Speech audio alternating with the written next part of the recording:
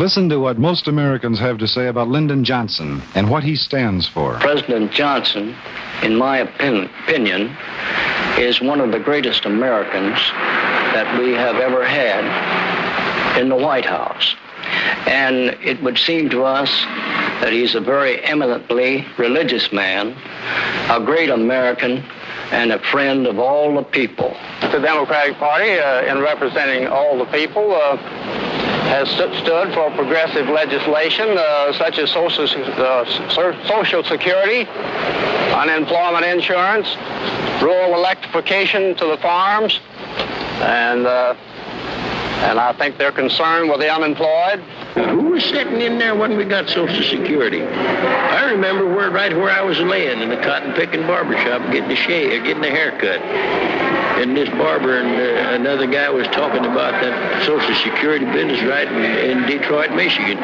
And they was both against it. And I got up and walked out. He seems to be a natural leader. He has a tremendous background experience, starting in '57 when he was majority leader. I mean, his whole life has been in politics. He's very conscientious. He seems interested. Frankly, I believe he's taking most of the issues as they come, treating them properly. He's not trying to evade any of the questions that have been put to him.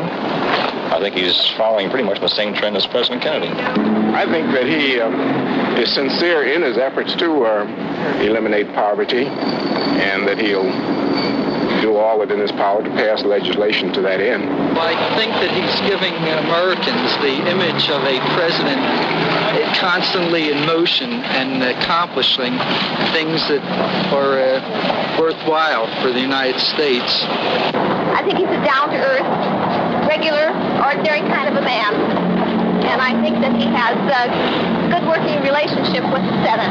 I'm a welder. I've always belonged to a welding union, and I think the Democratic Party is for unions. He's willing to face up to the difficult problems in the world and try and deal with them.